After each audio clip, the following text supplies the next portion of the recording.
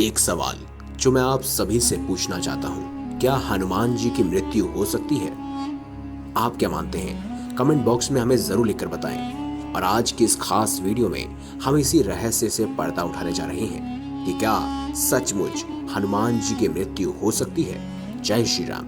नमस्कार दोस्तों, हमारे चैनल द भक्ति में आपका स्वागत है। अगर अभी तक आपने हमारे चैनल को सब्सक्राइब नहीं किया तो देर किस बात की, अभी चैनल को सब्सक्राइब करें और बेल आइकन जरूर दबाएं ताकि ऐसी ही खास लेटेस्ट अपडेटेड वीडियोस आपको जानने और सुनने को मिलती रहे। जैसे कि दोस्तों हम सब जानते हैं कि भगवान श्री राम ने सरयू नदी में जब प्राण त्यागने का निश्चय किया तो हनुमान जी ने भी उनके साथ चलने का अनुरोध किया।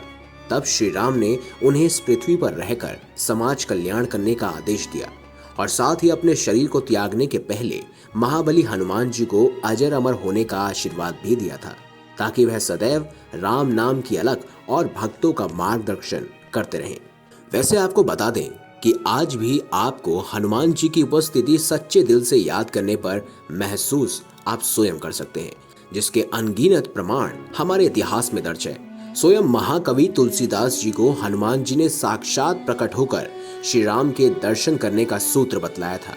यदि आप इस किस्से को पढ़ेंगे तो आपको इस बात की सत्यता का स्वयं आभास हो जाएगा कि सदियों से हनुमान जी अपने भक्तों को दर्शन देकर उनकी विकट से विकट समस्या को भी हल कर देते हैं। श्री राम से तुलसीदास जी मिलवाने की यह सत्य घटना आप अपने घर के किसी भी बुजुर्ग से मिलकर पुख्ता भी कर सकते हैं। चलिए दोस्तों, अब आपको बताते हैं कि महान ग्रंथ रामचरितमानस के रचयिता श्री तुलसीदास जी का जन्म 1554 ईसा पूर्व में हुआ।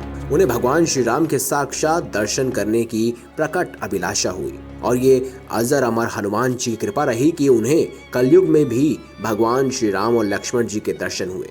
या यूं कहें कि हनुमान जी की असीम कृपा से भगवान राम के अनन्य भक्त होने के कारण वह तुलसीदास जी के बाल्य रूप में भगवान राम के दर्शन का सौभाग्य उन्हें मिला। आपको बता दें कि विदित हो कि दरअसल तुलसीदास जी को भगवान राम की भक्ति की प्रेरणा अपनी पत्नी रत्नावली से प्राप्त हुई थी, जिसके द्वारा अपमानित किए जाने से वह राम जी की भक्ति में फिर से ऐसे डूबे कि दुनिया जहान की सुध न रही। तुलसीदास जी अक्सर भगवान की भक्ति से लीन होकर जनमानस को राम कथा सुनाया करते थे। एक बार काशी में राम कथा सुनाते समय इनकी भेंट एक प्रेत से हुई जो अपनी मुक्ति हेतु भटक रहा था। जब तुलसीदास जी ने उस प्रेत से भगवान राम के मिलने की अपनी तड़प के बारे में बतलाया तो उस प्रेत ने भी उन्हें हनुमान जी के आह्वान के लिए कहा और साथ ही तुलसीदास जी से बोला कि इस जगत में सदैव अजर अमर रहने वाले राम जी के परम भक्त केवल हनुमान जी ही हैं जो आपको भगवान श्री राम से मिलवा सकते हैं। साथ ही उस प्रेत ने उन्हें हनुमान जी के दर्शन करने का उपाय भी बतलाया। तुलसीदास जी अब हनुमान जी के दर्शन को व्याकुल हो गए और फिर उन्हें सच्चे दिल से याद करने के फलस्वरूप उनके दर्शन पा लिए और उनसे प्रार्थना करने लगे कि वह उन्हें श्री राम के दर्शन करवा दे। हनुमान जी ने तुलसीदास जी को बहुत समझाने और बहलाने की कोशिश की, लेकिन तुलसीदास जी ठस से मस नहीं हुए। तब हनुमान जी ने उनसे कहा कि चलिए, आपको भगवान श्री राम के दर्शन चित्रकूट में प्राप्त होंगे। अब प्रश्न चिन्ह तुलसीदास जी उसी समय चित्रकूट के लिए रवाना हो गए और वहां के राम घाट पर अपना डेरा जमा लिया और श्री राम का स्मरण करते हुए व्याकुलता से उनकी राह देखने लगे। एक दिन मार्ग में उन्हें दो अति सुंदर युवक घोड़े पर बैठे नजर आए। जैसे ही तुलसीदास जी ने उन्हें देखा वो सम्मोहित होने लगे और लगभग अपनी सुध खो बैठे। जब वह युवक इनके सामने से चले गए तब उनके सामने हनुमान जी प्रकट हुए और बतलाया कि ये युवक श्री राम और लक्ष्मण जी थे।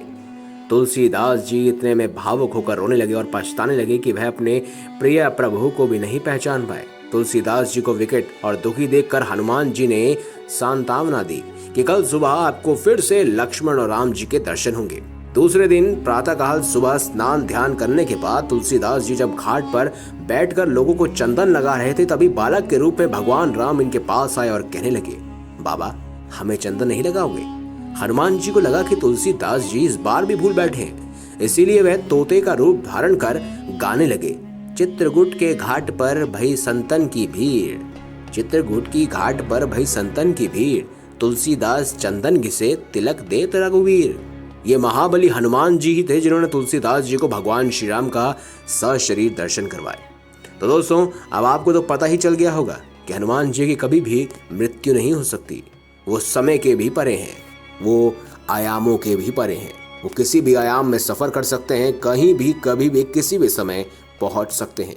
उन्हें अजर अमर होने का वरदान मिला हुआ है।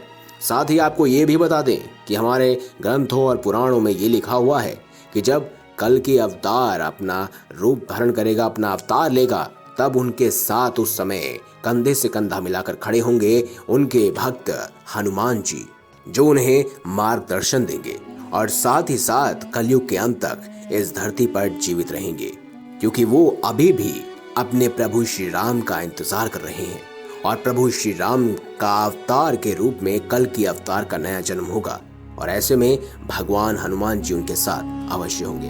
तो दोस्तों, अगर आपको ये वीडियो अच्छी लगी हो तो वीडियो लाइक करें, हमारे चैनल को सब्सक्राइब करें और ज्यादा से ज्यादा शेयर अवश्य करें। मिलेंगे अगली बार एक नई खास वीडियो के साथ, तब तक के लिए आप देखते रहिए द भक्ति।